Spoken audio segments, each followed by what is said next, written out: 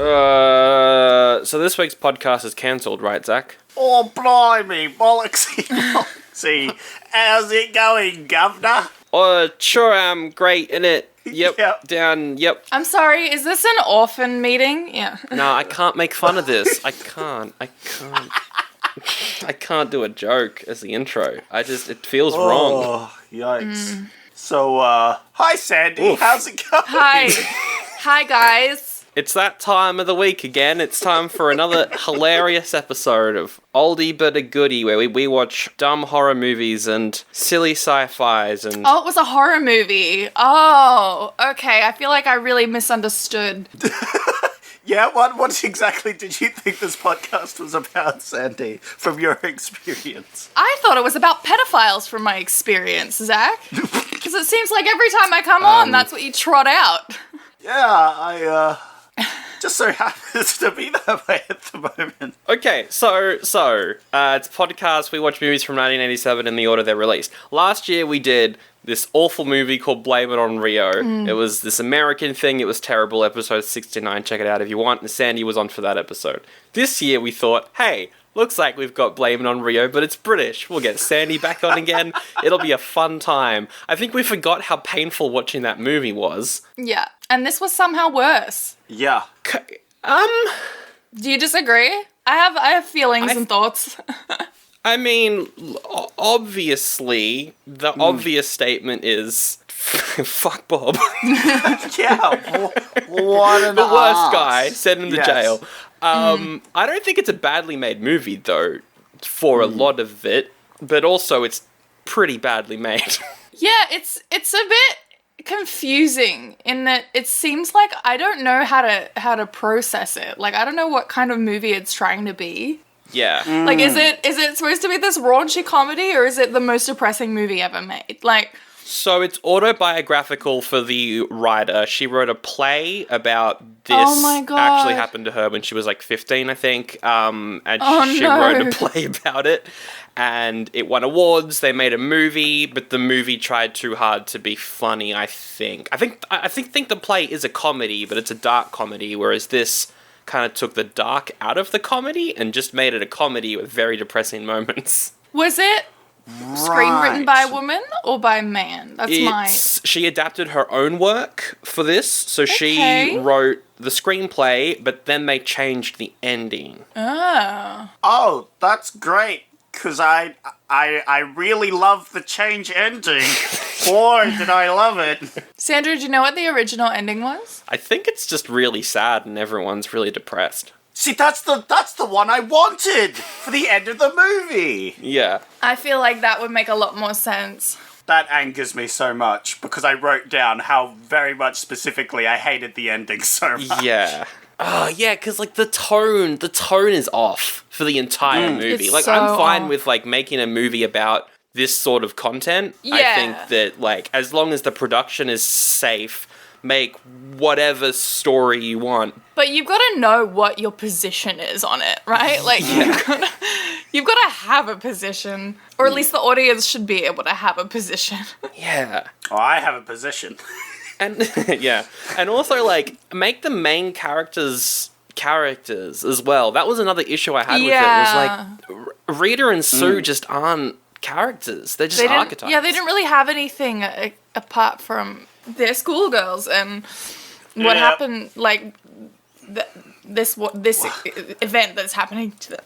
Yeah. I feel like we could have really gone deeper into Sue's family situation and Rita's family situation as well. That was cool. Sue's got a little bit of time, but it was treated like it's a horrific situation, and it was treated like a fun joke. Yeah. Yeah. Because, like, the initial scene where everything happens, we haven't really said what the movie's about, but we'll get to it. The initial scene is, like, super awkward. There's no music. It feels incredibly uncomfortable, yet they're making jokes all throughout it, and they're not the sort of jokes that you feel like you should cringe at. They're jokes that the movie expects you to laugh at. And it was like, what is the tone? What did the director think he was making? I don't know. Guys, I have so many jokes written down from before I really knew what was going to happen. Yep. Before, like, it's just what an innocent time. I'm just reading these. But I'm going to say them anyway, just to take you on that Yeah, journey. yeah. All right. Oh, absolutely. We are a comedy podcast. Yep. You might not have known. This is going to be a hilarious episode. Oh my god.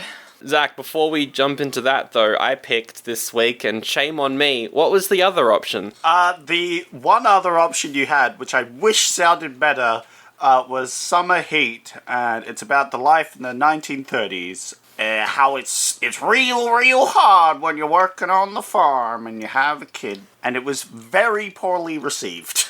Apparently it was really bad as well. Not only was it just about a farm and how hard it was also just a really bad film in general. Great, okay. Did I pick the right option? I don't know anymore. You certainly picked an option we're going to talk about today. We should have just done Yep. Master Blaster from last week. We definitely all had to watch this movie. No, don't say that. No. To be fair, we forced you to watch this, so you can force us to watch Summer Heat if you want. I feel like that's not enough. I'm devising some kind of Dantean punishment for you all. Probably deserved at this point. Yeah, probably well deserved. We made up for blaming on Rio with Hunk, and now something even greater needs to be done to make up for this one. Yeah. Yeah, exactly. Damn, Hunk was good. That was good. Let's just think about Hunk for a while. Hey guys, check out our episode on Hunk. It was a fun time. Check out our episode on Hunk after this one if you need, Yeah. some self-care. Or stop this episode and go to Hunk. It might be the better option. No. It's all right, guys. We'll make it through. We'll make some jokes. And we'll come out of it on the other side being like, All right. we did it.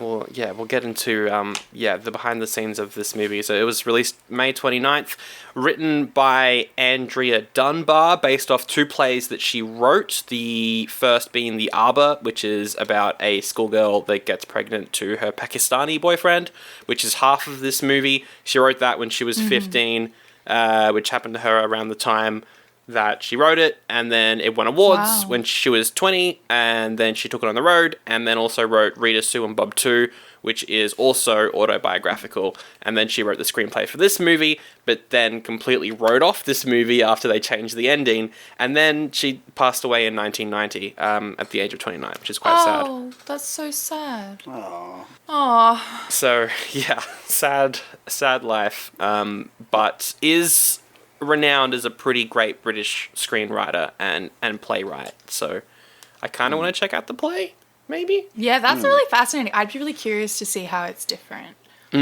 Yeah. How, especially, tonally, how it's different. Because, there's nothing wrong... Well, I was about to say there's nothing wrong with the subject matter. But, There's a lot wrong with the subject matter. it's a perfectly valid subject matter to explore. Especially, the fact that it's autobiographical. Now I'm, that's really fascinating. And, and obviously things like this happen. And I guess it's kind of a relief to know that it's not just some male screenwriter going, drooling all over his page, thinking, isn't this fun? Isn't this funny? Although it feels like, there was some dicks thrown in there along the way that kind of fuck things up, as they want to do. Yes. They are one. Yeah, well there is the director, who is Alan Clark, best known for making heaps of these, play TV movie things. Right. The conservatives hate. Very, liberal sort of plays that all British Very conservatives raunchy. hated back in the day. There's, Scum and Made in Britain. I think Scum actually got banned from the BBC because of how many letters they got. Wow. Telling them to take it up the air. He did do a musical in 1985, though, called Billy the Kid and the Green Bay's Vampire. That sounds great. Yeah. I mean, there's good things in there already. He also died in 1990. Conspiracy. That's, How? It's possible that someone after watching this film went out and murdered Went on a everybody rampage. involved. Yeah. Wouldn't be surprised. Still feels weird to joke about it. All right, cast. The cast for Rita is Siobhan Finneran. Went on to be in the classic. O'Brien from Downton Abbey. Yes, that's right. Yeah. I watched the whole movie. I could only watch 10 minutes actually before I was like, okay, fuck it, who is this woman? And then I looked her up and I was like, oh, because I recognize her when she's old. Yes. She plays a bitch in Downton Abbey very well.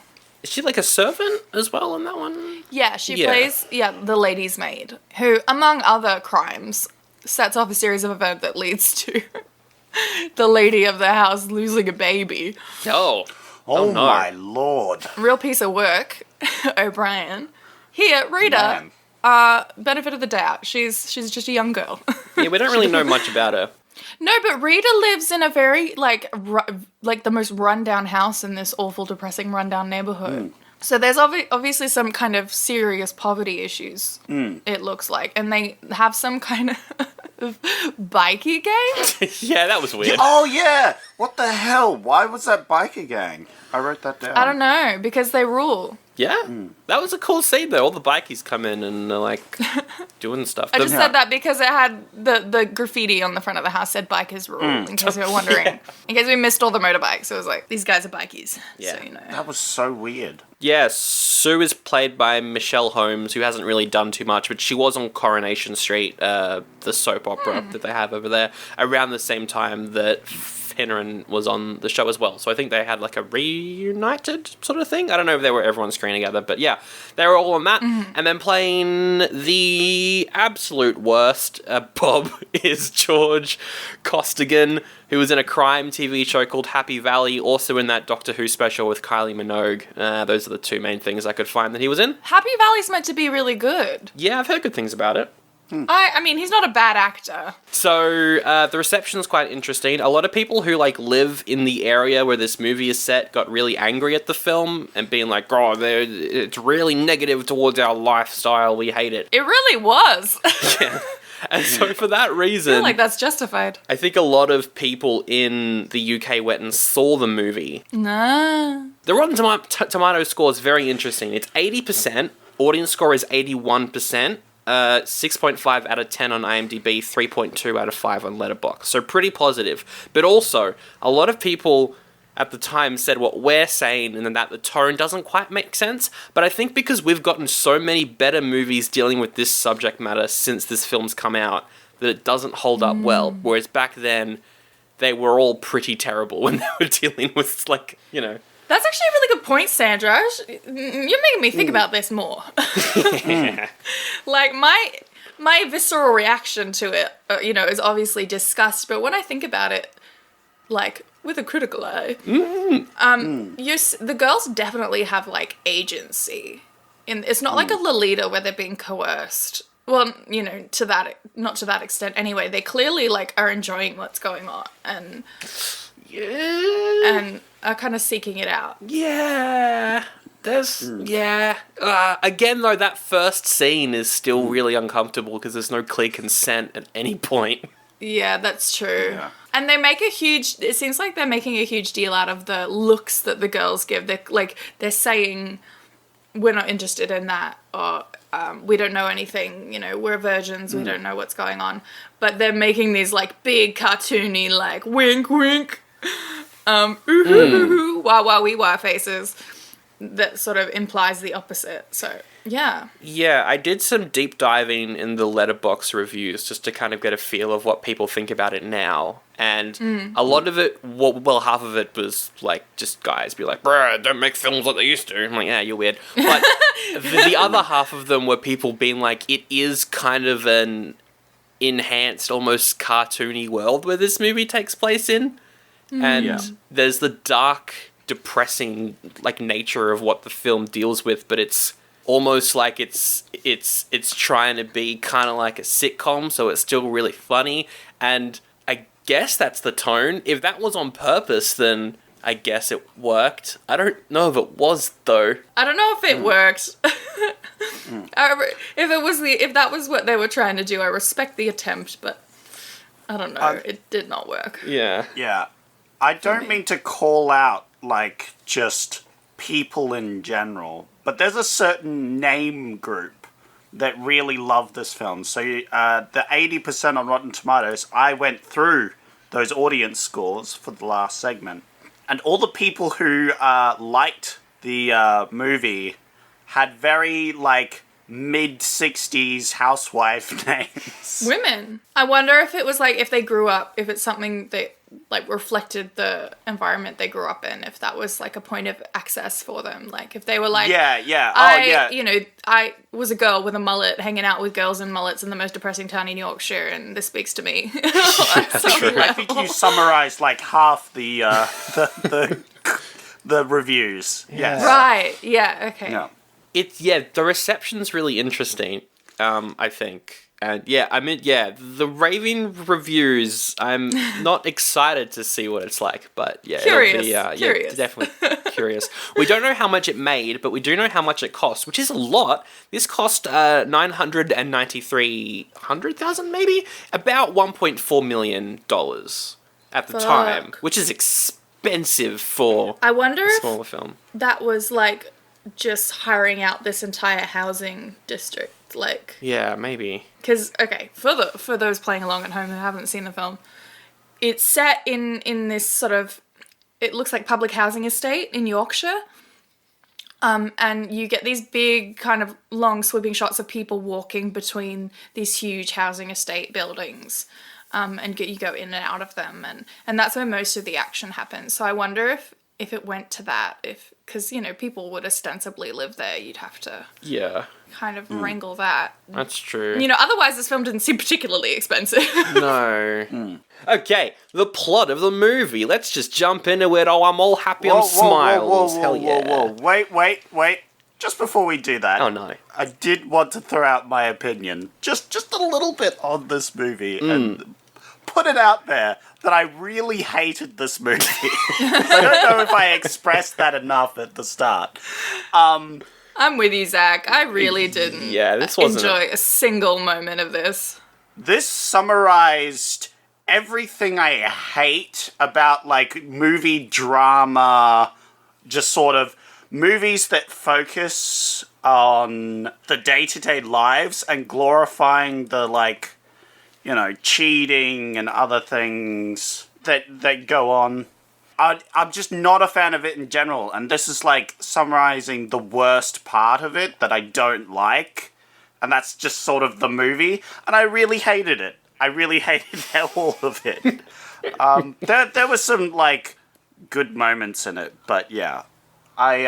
This is exactly the film I don't want to go out and see. So, yeah. It's too late though. Yep, it's too late now. You've seen it. I made you watch it. To be fair, the other option was the same thing, so... Yeah. If I was to pick one positive thing about the movie that I really liked, it would be the cinematography and how there's a lot of really, really long-running shots, and that would be my main and probably only positive. Yeah, I mean, you really feel like you're in Yorkshire. Yeah. You really feel like you're really cold. And you're trying to walk quickly from one building to another because it's really fucking cold. Yeah. Yeah. Everybody walks, like, really fast between the building. Like, there's lots of long shots of people walking between buildings, just to clear that up. But, yeah, and they're always, like, folding their arms like they're freezing. Yes. I feel like that's what the reviews are saying, that it makes them remember home sort of thing. Yeah. That's that sort of feel. Let's jump into the plot. It opens up with a song called Rita, Sue and Bob 2, and it's one of the worst things I've ever heard. It doesn't make any sense. Oh, I like the funky synth. I think the funky synth almost made up for how depressing the opening shot of all the buildings is. Yeah. I liked the way... The chorus made no sense, though. Yeah, the lyrics I don't like. Very confused. Why don't you hit us with some of the fire rhymes? Yeah. It's Rita and Sue And Bob too. Once you're bitten the soft core, you mustn't put it back in the box. Oh, is this a metaphor for the virginity of a teenage girl? I think so. It's the old sad story about the three bears and Goldilocks. Yeah, I remember that lyric. Who's been messing with my Rita and Sue? And Bob too. It's the same tonal issue. Yeah, exactly. Yeah. That the movie has on a larger scale. I just wanted to know what the three bears and Goldilocks thing was all about. What the fuck? That doesn't make any sense. Because the three bears all have sex with Goldilocks. Oh, sorry, I forgot about that part of the story. Papa Bear's like, it's too hard. And Mama Bear's like, it's too soft. And Baby Bear's like, marry me. Nope. I think my mother cut that part of the story for some reason when she read that Really? one to me. Yeah. Oh, it's the original Grimm brothers in Germany. Yeah, that They're makes sense. actually quite dark. You know, it was lessons for medieval German children to learn. I wanted to bring up a lyric in the song that was like, Bob's stuck in the middle. And I was like, no, he's not. Yeah. He's not at all. Did he stick himself in the middle? I think that's what happened. Let's get into this opening scene because it's a banger. It sucks for dogs. Yeah, there's dogs fighting. We open with a drunk man leaning on a pole that isn't there in a classic drunk man fashion. And we learn that he's a puppy kicker, so he's a bad guy. That's movie shorthand for you cinema amateur aficionados. Oh, and then you have those like dogs that are fighting. Yeah. But their tails are like clearly wagging. Yeah. They're having the time of their lives, so they're clearly actor dogs. Yeah. And they're like Yeah. growling and banging their teeth that their tails are going like a million miles an hour. Like, this is fun. Yeah. We're actors. Yeah. Yeah. We're going to get treats. Dogs are great. I love dogs. What? Yeah, but why were their dogs fighting? Someone explain? Just to show that this is a bad neighborhood where people don't look after their dogs, I guess. Yeah. And then Sue comes out of her house and argues with the drunk man. So we learn that they have some sort of relationship. Later we learn that he's her father. And she's heading off to school with her mullet and her white jacket and no bra, bouncing around, enjoying life. I was like, rock on, sister. I liked the older man that said, yeah.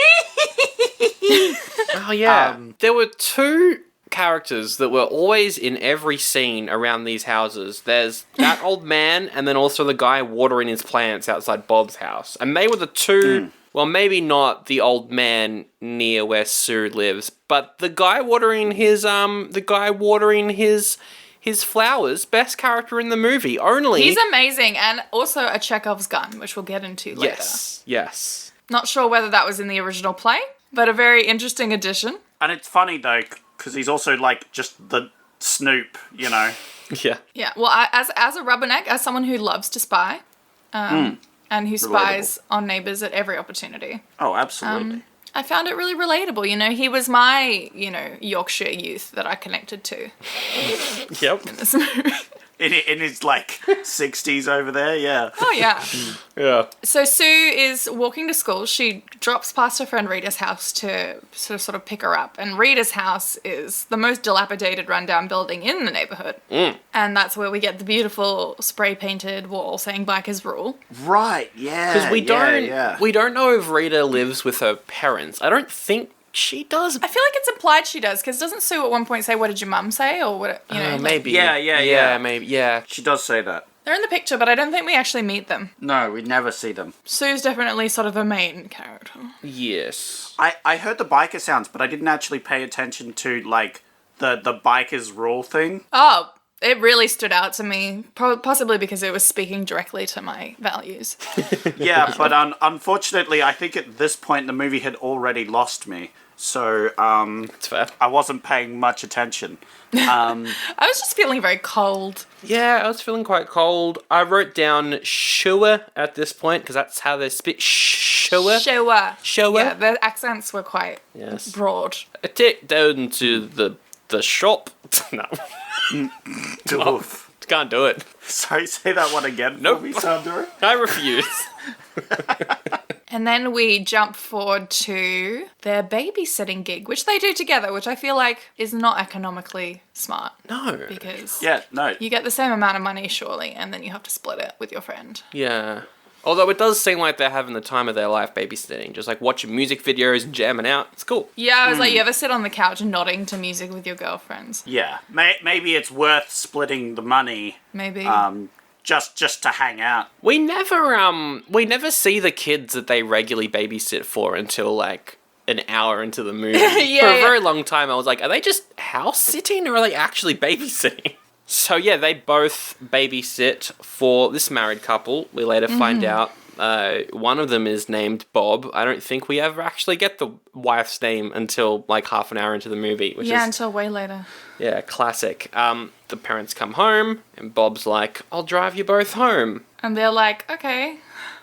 He puts on the radio. The song's quite good, actually. I quite like the song. I was like grooving along to the song, and then he said, "Let's go to the moors." And they're like, the moors, we're not fussy. And I put in brackets about where we get murdered. Yeah. Because that's definitely the vibe that is existing. Yeah. And I also wrote, if I'm going to get killed by a pedophile named Bob, I hope French clown music is playing on the radio. Yeah, the music was very out of place. And then I also wrote, imagine getting murdered and you have a mullet. And that's it. That's how people remember you. I wrote down 2 things here, which was, man, I hate Bob. Oh, man, I hate this. Yeah. Was the 2 things I wrote here for this scene. So, yeah. Yeah, this whole scene is awkward because like they're driving. Excruciating, you might say. Yeah, they're driving to the moors. He's asking them both if they're seeing anyone, and they're like, no. And he's like, what did he call condoms? Rubbers? No, Durex. That's what he calls them. Durex. And they're like, what are you calling rubber johnnies Durex for? Yeah, that's right. And I'm like, what are you calling condoms rubber johnnies for? Good old slang.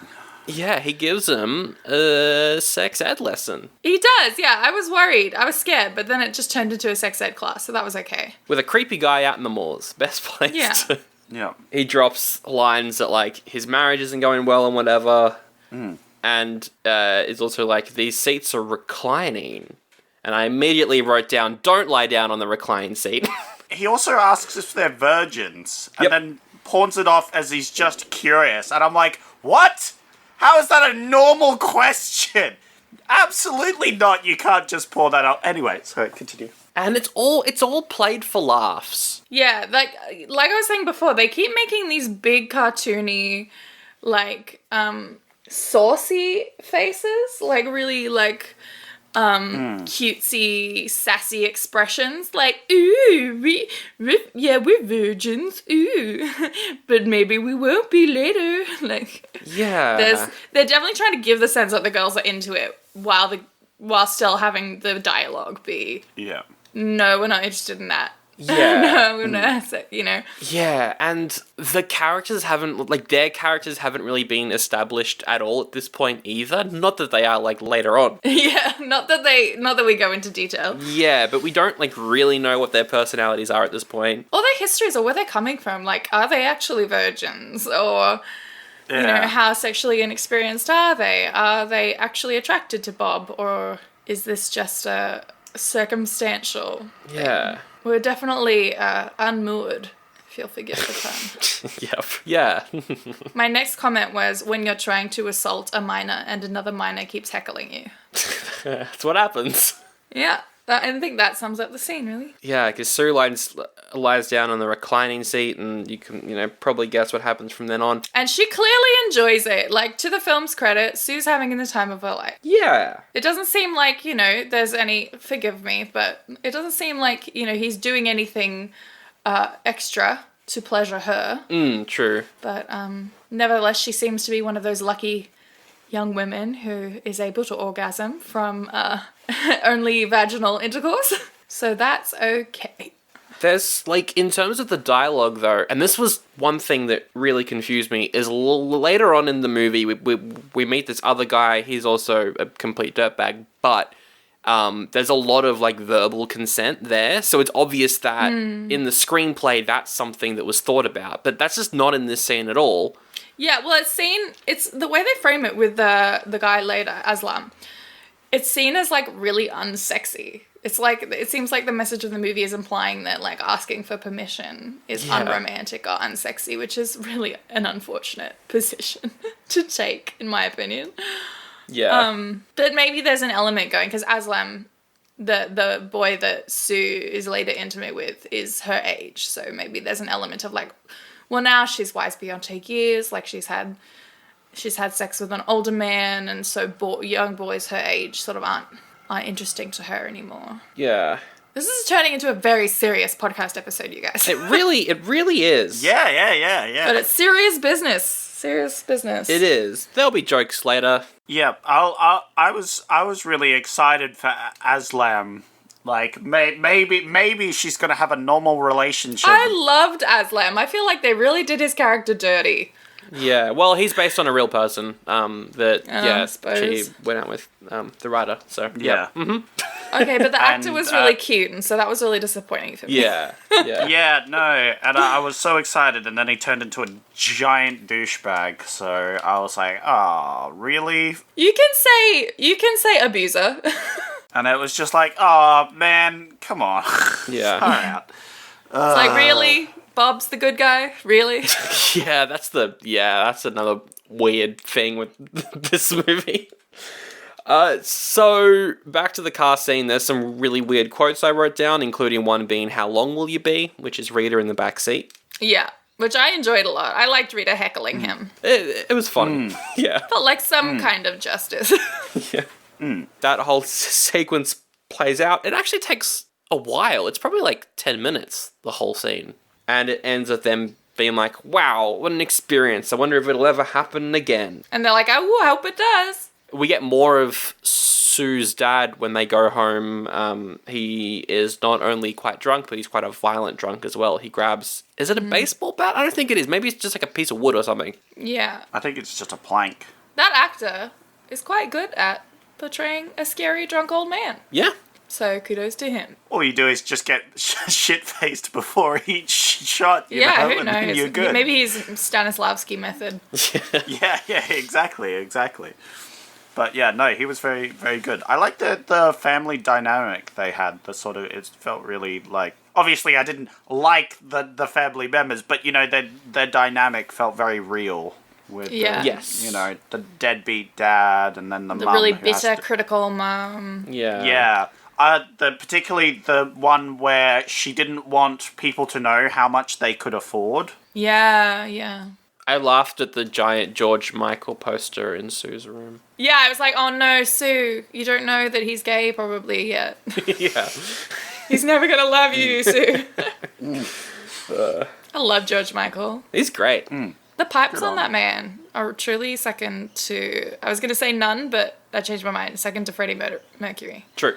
But that's all. So, we cut to them at school. It's probably my favourite quote, which is the teacher in the school collecting all the pieces of paper, being like, "Thank you, thank you, thank you, I thank you, thank you, thank you, thank you." It goes on forever, and I found that very enjoyable. That was definitely a vibe. Yeah, not much really happens. We see that Sue works at like a taxi company, and that's where we're introduced to Aslam. I never thought I'd be so pleased to see a horny, sexist young man. Yeah. Yeah. Yeah. I'm like, "Hey, yes, come. You can be in this movie too. Yes, Yeah. get over here." At least you're the same age. Please make the moves. God. Unfortunately, he betrays us later. But Yeah. And in that moment, I was in love with Aslam too. I mean, he does make a bet with his friend to see who can get with her first. But, He you does. know, Well, again, you'll yeah. notice I did say that he's a sexist young man. he is. Yeah. However, he is not committing statutory rape. Yes. I'll take some moderate sexism over, you know. Let's be real. If you're going to try and have sex with someone who's not a sexist, you're not going to have sex.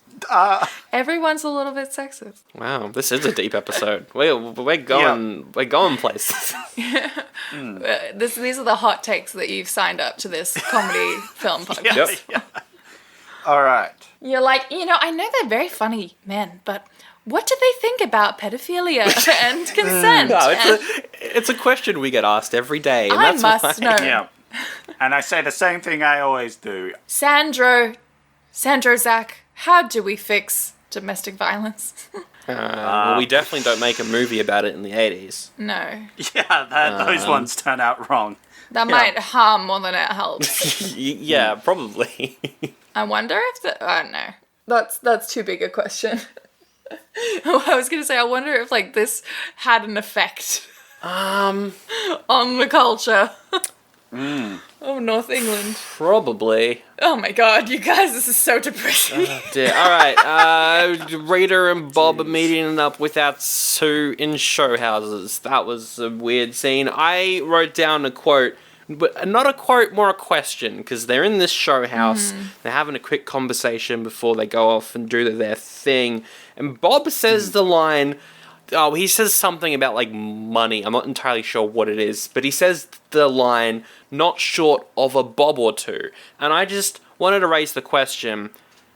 With our three names, we don't really have a name like Bob, which can be used also for an item. Well, I guess maybe with Sandy. Sandy is an adjective, which is why Yeah. I'm glad my last name is not a noun. If there was a saying like that, or I'm not sure of a bob or two, but it was with your name, well, I feel like I would feel weird saying that. I don't know, it's just so entrenched in English culture. Like, a bob has meant a pound. I'm pretty sure it's a pound.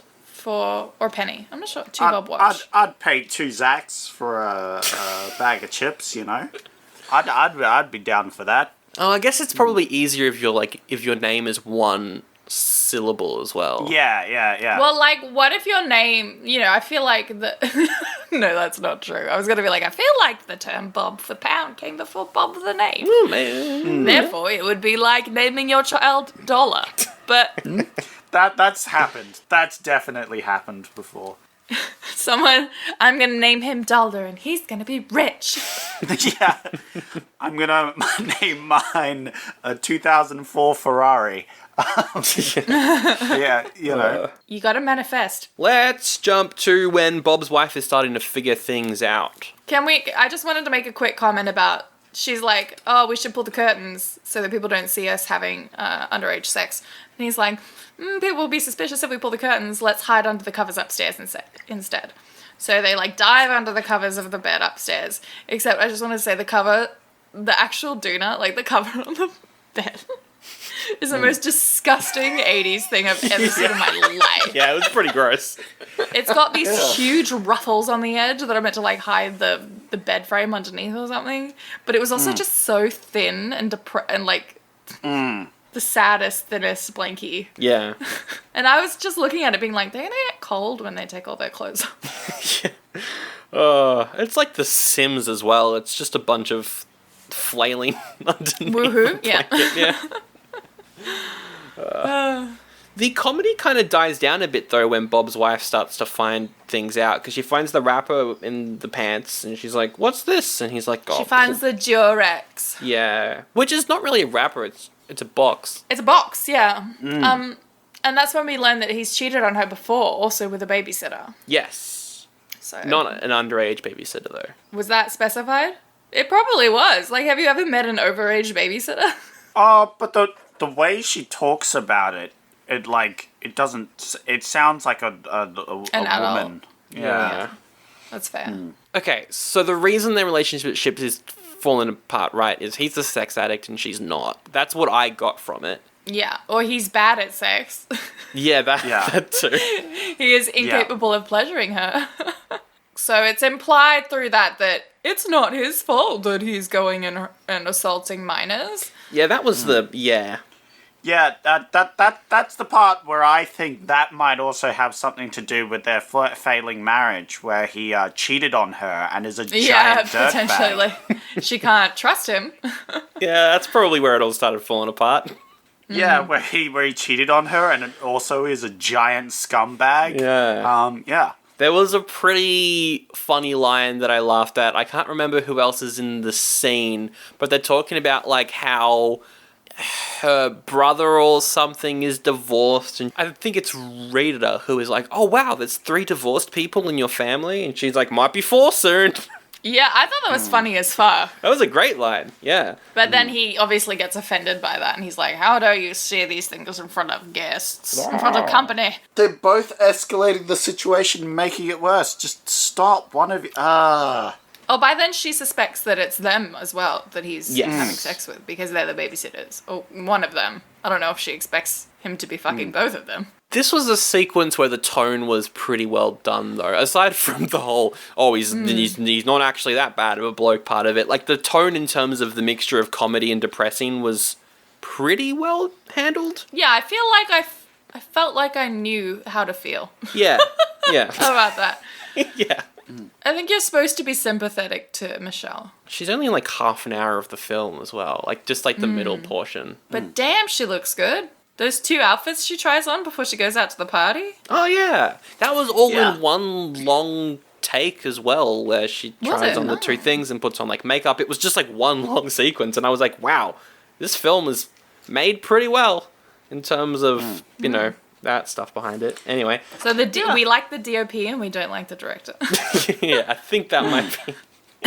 That might be. Who knows, guys? Who knows what was going through? It was a different time, as you guys like to say. So after that, oh yeah, they try to make things work for a bit as well, but he immediately like ruins it. That was the sequel. Yeah. It was a very realistic conversation. I just found it really convincing, like the way they talk about it, you know, the way that it goes from kind of arguing into negotiation. Yeah, very natural. It seemed like it changed from a raunchy comedy then into like a real kitchen sink drama. Like, Yeah, they Yeah. didn't insert a stupid joke to ruin the tension. You know? Yeah, exactly. yeah, exactly. Yeah.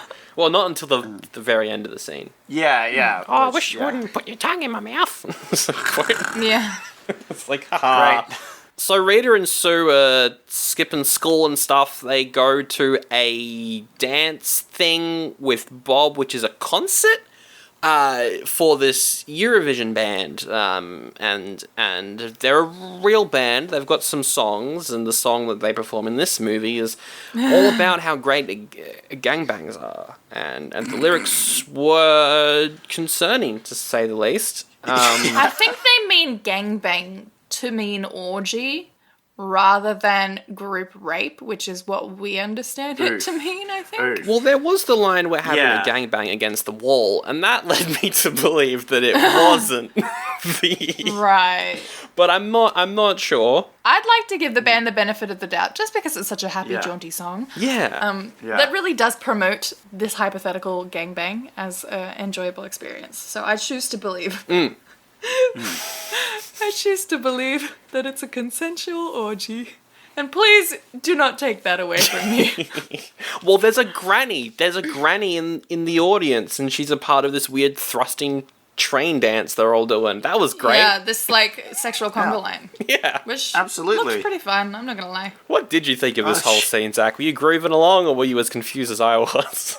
Well, I think I've heard this song before, like Oh. played at like a comedy, thing or something, as like a stupid. Oh, hey, here's this song which is Here's this super dreadful song raunchy. from the Yeah. Okay. So I think I've heard this song before, and I didn't think of the other things that it could mean. No, it's an orgy song, right? Yeah. It's gotta be. It was pretty fun scene. Isn't this before it where he just can't get it up? Oh yeah, I think that was.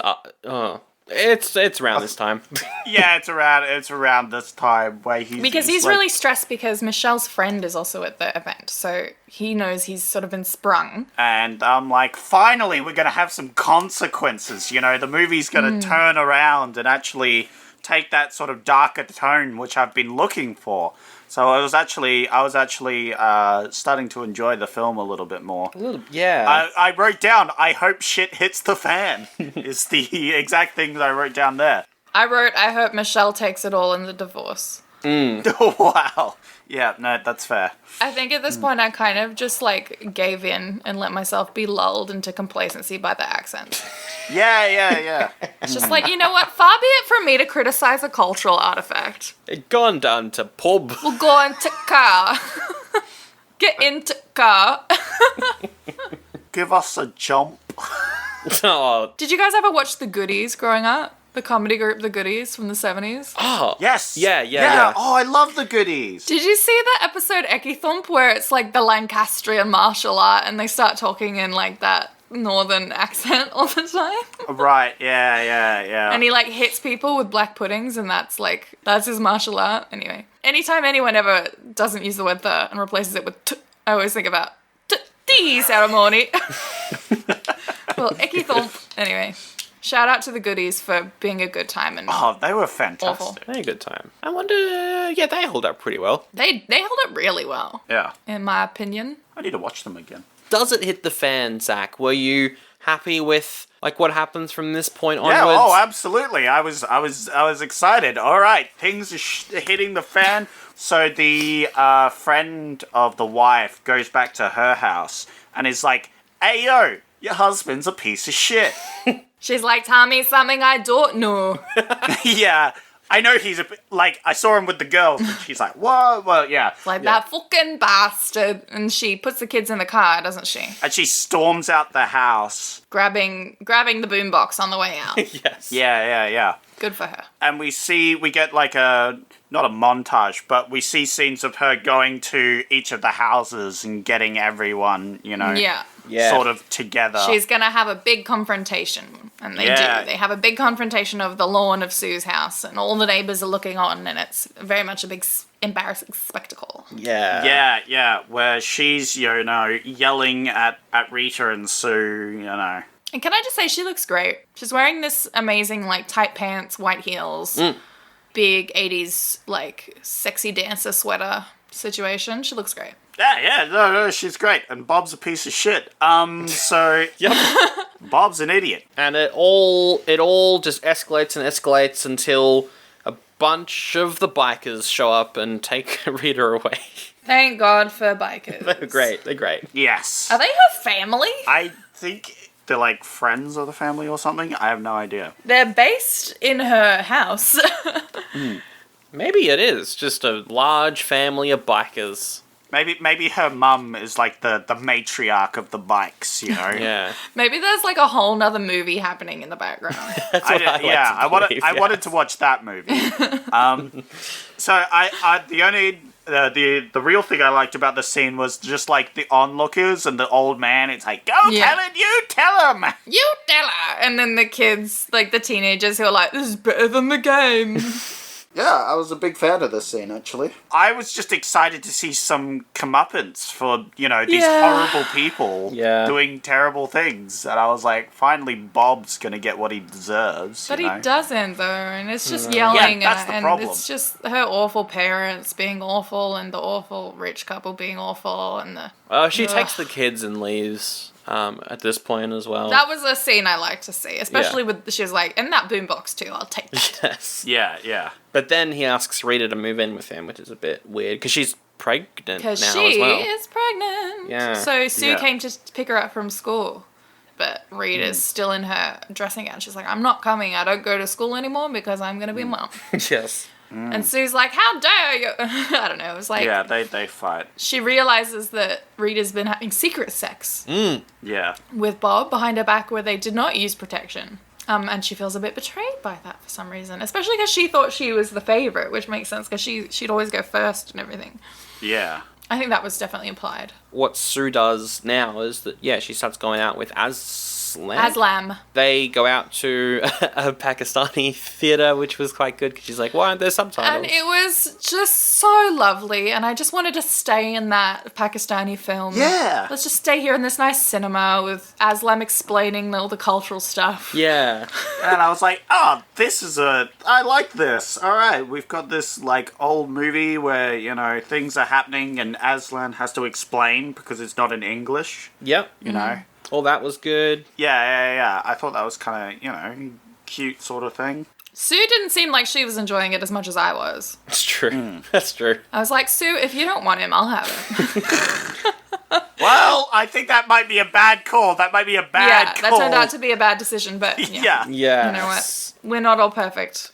It's a bunch of like miscommunication because he sees Sue talking to Rita at Bob's house and thinks that No. She's that coming what happens? back from talking coming- with her. Yes. And Bob's dropping her off. So it looks like Bob. From Rita's house, yeah. Yeah, Yes, Rita that's has right. been hanging out with Bob. So it seems like they've been spending time together. yeah, Yeah. and And Aslan's like, his reaction is not reasonable. He decides that she's cheating on him with Bob, yep, and that in order to punish her for that or make her stop, he must beat her up. Yep, and I was like, oh, god damn it, fuck's sake. And to the film's credit and to Sue's credit, she like stands up to him and Yeah, which is good. That's good. gets out of there ASAP. I was so disappointed in Aslam. I really wanted him to be like the Yeah, shit. same. Yeah. Exactly. I had finally had hope. Because he was young and he was cute. Yeah, I liked their family, like his mom and all Yeah. that, and then But also, when his sister has that conversation with Sue, I'm like, Jesus, Sue. Like, the sister's like, would you ever go to Pakistan? And Sue's like, nah. I'm like, have a little respect, Sue. There's another confrontation when Rita comes over and he starts to get violent again. So Rita kicks him. At this point, I think Rita's had a miscarriage. Yes, that's right. Rita lost the baby. that just happens off screen. But she was kind of chill with it. Yeah. And Bob was like, we'll have more. And she's like, no, we won't. Yeah. Yeah. And he's like, why not? We'll get so much government money. And she's like, government money, my ass. You're not the one who'll have to raise the child. And I'm like, ugh. This bodes ill. Yeah. Yeah, oh man, I hated this. I thought we were going to get some comeuppance, and at this point, I was like, there's nothing happening here that's, Yeah, he's not going to suffer, really, at all. Yeah. Apart from losing his kids, but also it never seemed like he really cared about his kids. Yeah, exactly. It's almost like he's a giant piece of shit. And this is the point where I realized the movie was going to end how it was going to end. And I was very upset. I was like, no! We just had the comeuppance things. And this is where it would differ from the real ending. I imagine, yeah. But before it ends, we get a scene where Aslam chases them back to Bob's house. Yes. And he's trying to get them to open the door. And we're all afraid. And it's really tense, actually. It's like almost a horror movie. It's like Hush. Yeah. That movie where the guy's like outside the house. He's trying to get in. Yeah, it's a good scene. He says, I'm going to take all my pills if you don't let me He's like, I've got pills in my pocket and I'm going to take them and I'm going to kill myself if you don't let me in. Yeah. And she, to her credit, is like, good, take them. She passes some water to him through a cat door. Yeah, I liked that. It's like this shitty lie, and she's like, oh yeah, sure, go ahead. Yeah. Here, have some water. You can wash it down with, you know? Yeah. Because, like, she's calling him out. And Chekhov's gardener comes back. It took a brown guy for this hose guy to stop watering his garden and finally call the fucking police. You're right. Yep, no, he's a bad person. You're right. He's like, not in my neighborhood. Yeah, that's what I wrote down, that this guy turns out to be the hero in this story, but if you look at it from a different perspective, he just sees a darker color skin and goes, I'm calling the cops. It's cop time. Oh yeah, all the characters are bad if they're male in this movie. Turns out, honestly, the women are not that much better. They're definitely the victims, but I wouldn't call any of them paragons of virtue. Well, yeah, okay, that's And fair. I don't mean virtue in like a purity sense. I just mean like they don't really seem like kind and caring people. Yeah. No. It seems like a pretty bleak world. So yeah, the snooping neighbor calls the cops and then he runs off. Aslam runs off. We never see him again because the movie's got 3 minutes left to go. And what does it do in those 3 minutes, Sash? It ruins My life. It's the worst 3. Well, at first I was like, I kind of like this because Sue goes to live with Rita. She leaves her family behind and is like, I'm moving in with Rita at Bob's place. We're both taking over the house. It's our house now. Bob's out in the dog basket. He's gonna go buy a dog basket to sleep in. Yeah, that seemed kind of sweet. And it seems by degrees a slightly better environment for her than her alcoholic father's house. Yeah. Or Aslam's abusey house. But it's a fake out for some reason. So Bob, while initially a little bit put out and feeling a little bit henpecked by these 2 teenage girls that he is now living with. Sorry. I was holding that the whole time. To find them both stripped down to their underwear, under the covers for some reason, half under the covers, with a big space in the middle waiting for him. And they say in unison something like, "What took you so long?" And he jumps onto the bed with them, presumably about to have sex, and we get a lovely 80s freeze frame to tell us that this is the end of the movie. It's actually the worst ending we've done on the podcast. It's a terrible ending. I will say I felt relieved because I knew that meant that it was over. Yeah, well, yeah, that's true. Yeah, that's. I was very angry at this point. Yeah. At least the movie's over. It's a weird ending. It's a really odd ending. My last note was, what is this movie trying to say to me? Is this a metaphor for Thatcher's England? Oh, Yeah, maybe. Oh. Well, now I know it was like a cute art play, like friggin' Fleabag or something in the 80s. I'm like, look, maybe originally. Yeah, it really does feel like they made up a new ending for this because it just felt like not how things would pan out, sort of thing.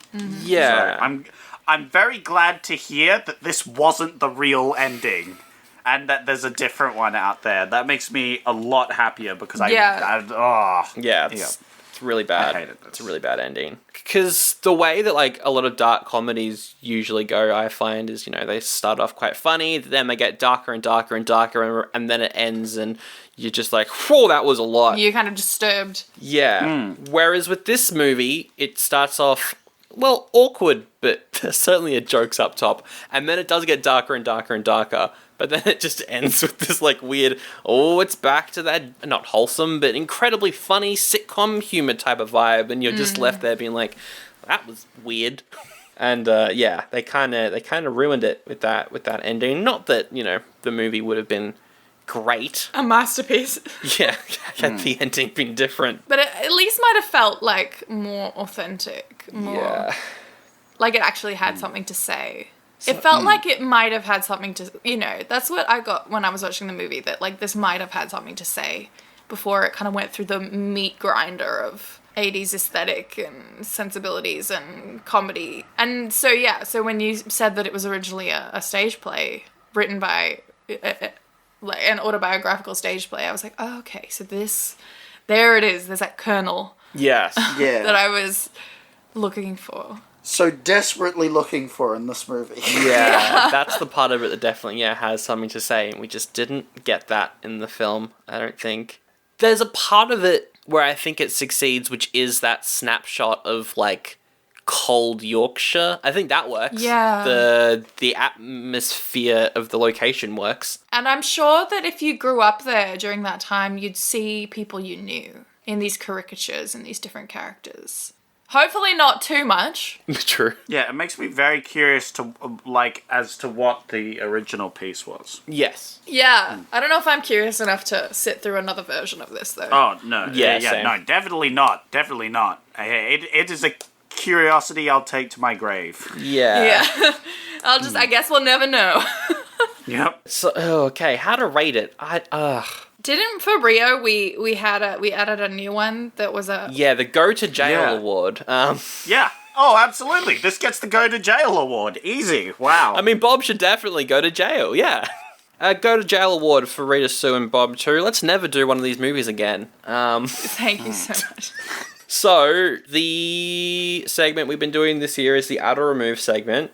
Pick one thing to add, pick one thing to remove to make the film better. We'll start with Zach. What would you add and remove? I would add the old ending and remove this ending. Yep. That sounds like a good thing to do. I would add a more gritty, realistic. Like They have this tone of it being realistic, and then they have the, like, comedy. It's all for fun. Everything turns out all right, and I really hated that. And I felt like this was going in a good direction, and then they flipped it around again, and I was like, no, I add some consequences for Bob. He comes out on top at the end, and I really feel like he shouldn't, though. That's just my feelings. Yeah, on the it. criminal shouldn't come out on top. That's, Yeah. yeah. Yeah. The literal pedophile shouldn't win. I mean, sometimes they do, but I feel like that shouldn't be the message of this movie.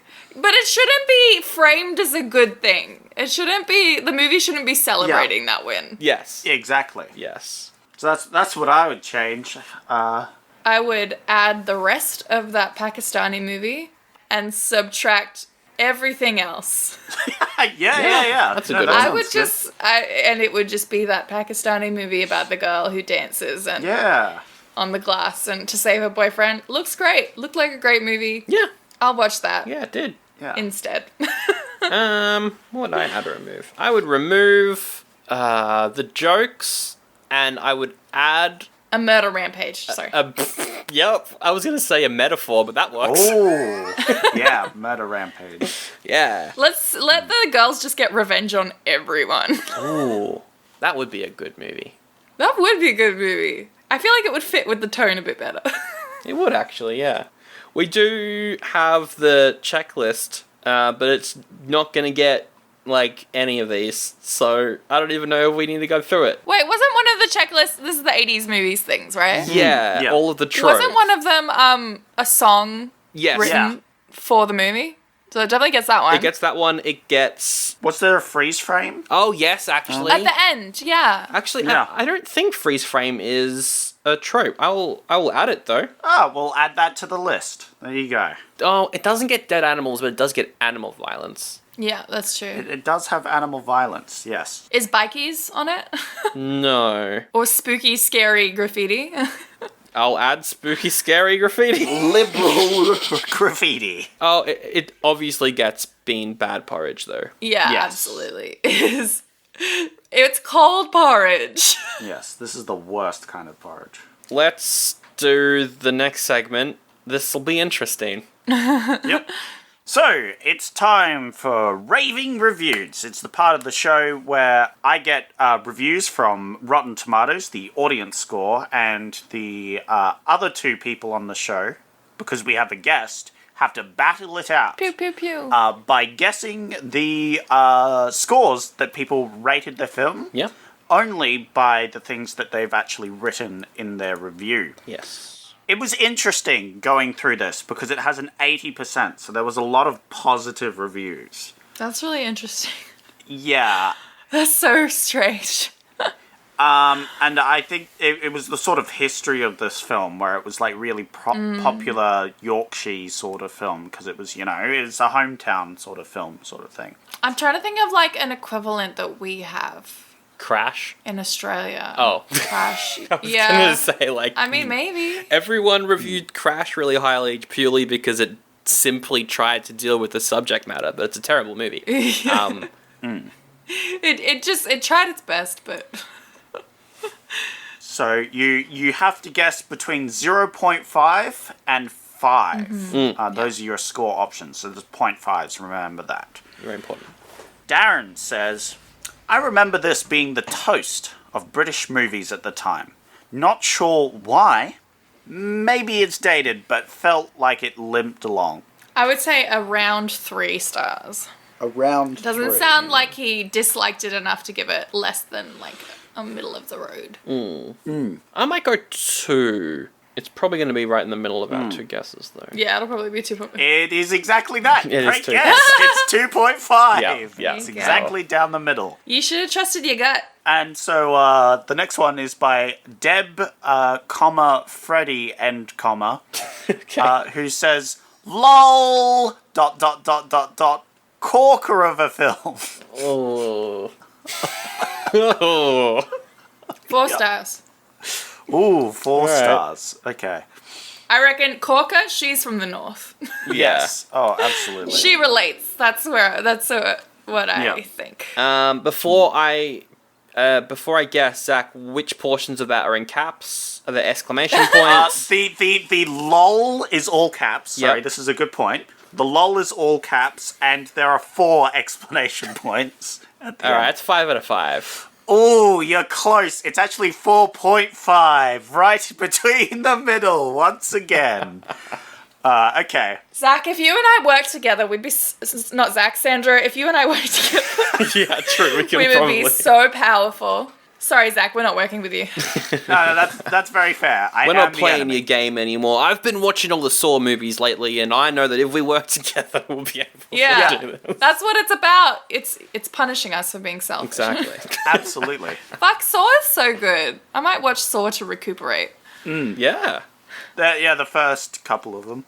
Bring me back to a healthy place mentally. So Yeah. People mutilating themselves to free themselves. soothe me. It's self-care.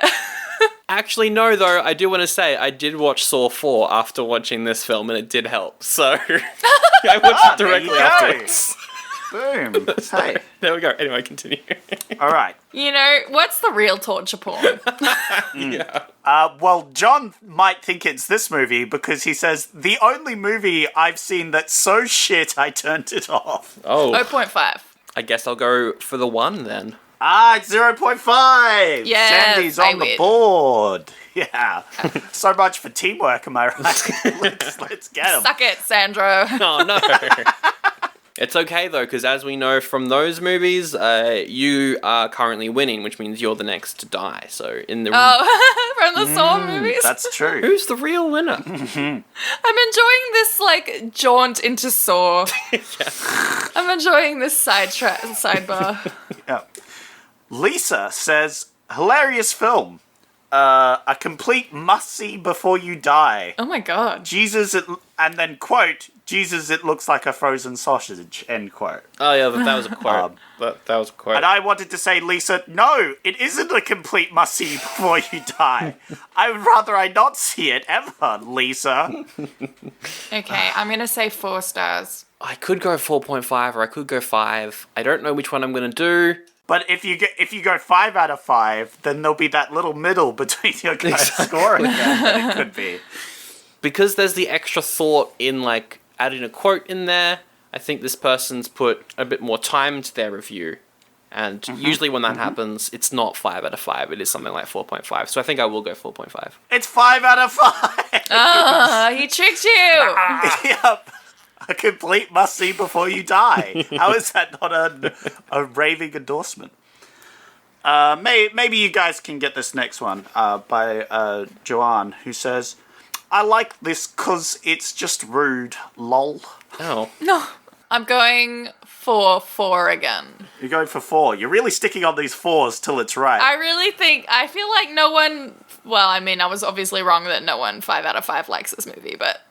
Yeah, Lisa, there was quite a few 5 out of 5s, actually. Oh, dear. But I think you're looking at it from the wrong perspective. You're looking at this from a legitimate reviewer, whereas these are raving reviews. Where if a person likes it, they put 5 out of 5, and if a person doesn't like it, they put it at 0.5. Yeah. I'm going to go 3.5 for this one. 3.5.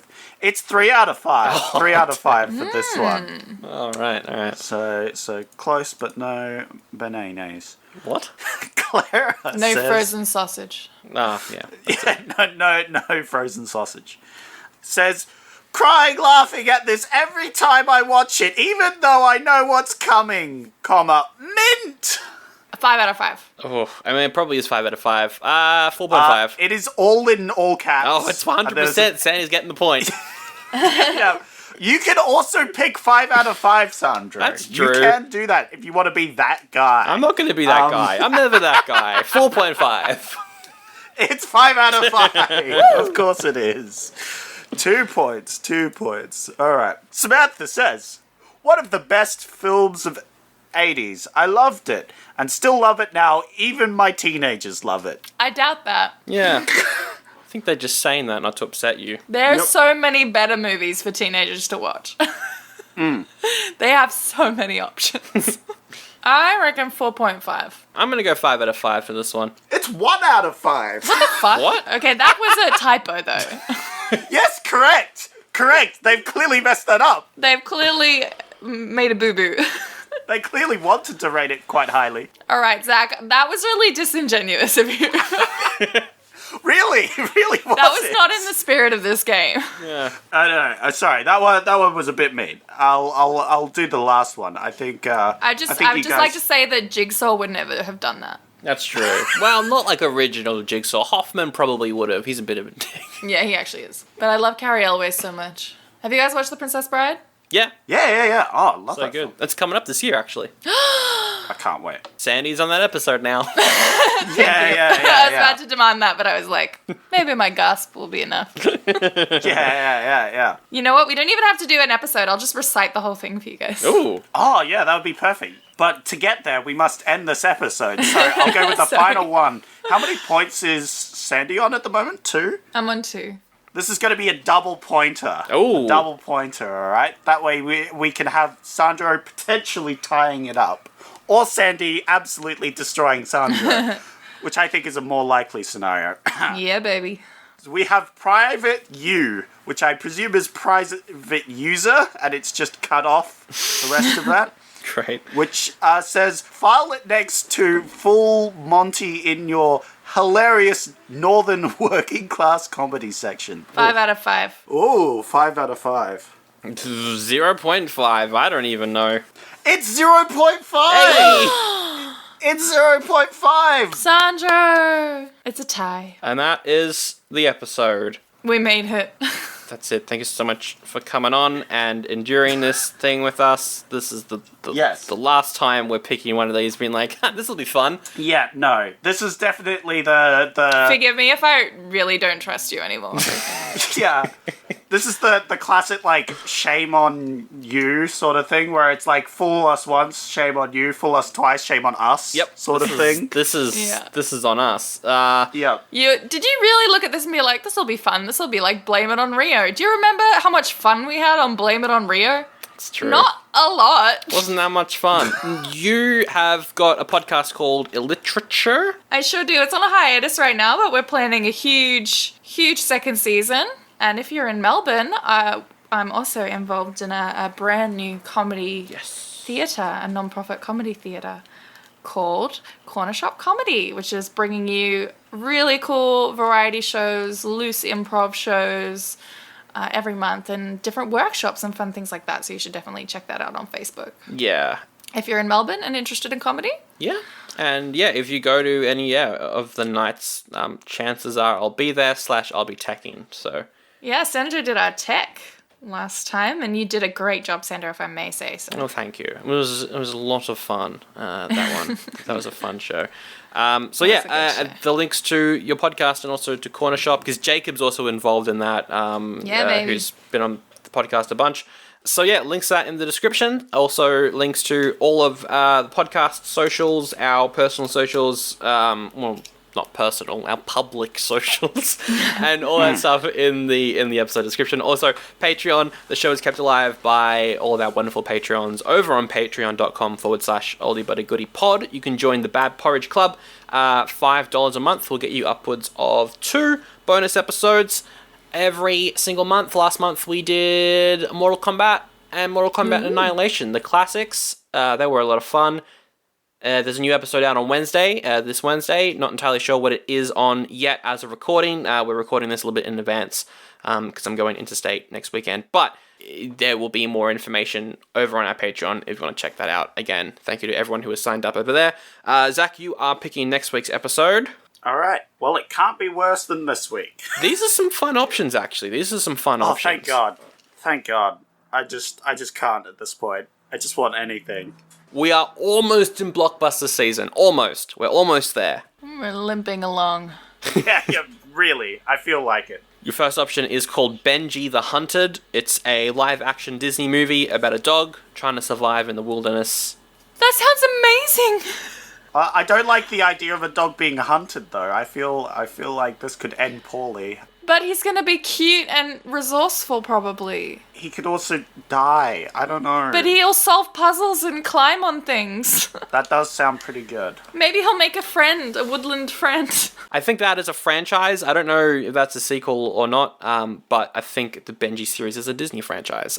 You also had Cyclone, which is about a woman who must keep the ultimate motorcycle from falling into the wrong hands. Oh, I was really hoping it would be like a Storm Chaser movie, like Twister. No, it's some weird... It might be cyberpunk? Okay. You have got Harry and the Hendersons. That sounds famous. Yes. Look up Harry and the Hendersons. I've seen this film before, I think. Oh, well, it's about a family who go out in the woods and they find a Sasquatch out there and they've got to take care of the Sasquatch. It's horrifying. I love it. Look it up. He's horrifying. Oh no, is it a scary movie? No. Oh no, he's meant to be cute. Okay, yeah, his face is really upsetting. Yeah. Yes, it is. I remember that. Another one of your options is The Untouchables, about a group of special agents who are sent to take down Al Capone. Oh shit. Wow. That's also famous. That one's also quite famous. And then your final option is Wolf's Hole, which is a Czechoslovakian movie about 11 teenagers who go to a skiing camp but only 10 students are meant to be at the camp. I mean, one's an intruder. It's a horror film, probably. Wow. That sounds fun. That sounds a bit like Agatha Christie, One of Us is the Killer. Hey, Sandy, don't all of these movies sound better than this? Yes, they do. Why am I here now on this week?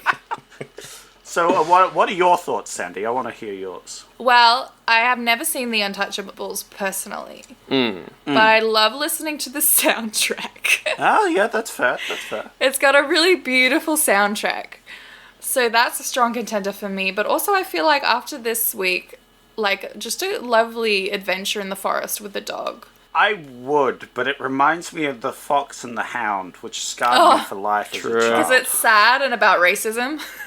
Yeah, no, as a child I got so sad when certain things I don't want to spoil. If anybody's not seen it, you should definitely go see it. It's from the 80s. I think they've had long enough. No. No one's had long enough to go see that film. Go check it out. It's a great film, but my God, I was genuinely depressed. It's really sad. It's about friendships ending. Yeah. You don't want to hear about that when you're a little kid. I'm picking Harry and the Hendersons. Oh no, Zach. Oh, it's exactly what we need. A Sasquatch movie after this one. Yeah. Zach, you're going to get bitch slapped. I don't know who by. Maybe by multiple people. Maybe myself. Who knows? Maybe. The entire cast of The Untouchables will come over to your house and slap you. And I would deserve it. Deserve it. Actually, no, I don't know why I'm being mean to Zach, because Sandra is the one who put us through this. That's true. I picked Yeah. it. It's all my fault. It is all my fault. Honestly, I feel like this slaps deserved equally between us. Maybe. But I think Sandro really needs to see this film because I have, and I think I want to inflict it on him. Right. We wrap up the episode with the best quote from the film we just saw. I think mine is probably, when Rita or Sue is like, wow, there's 3 divorces in your family? That's crazy. And then the wife's like, well, might be 4 soon. My favourite one was, as the old man that is part gremlin, just bouncing up and down on his apartment, just loving all this drama happening. Yes. He's living his best life. How about you, Sandy? I'm going to bend the rules a little bit and say that mine is Biker's Rule, the graffiti. That's Nice. That's good. Yeah. We ended up having a lot to unpack.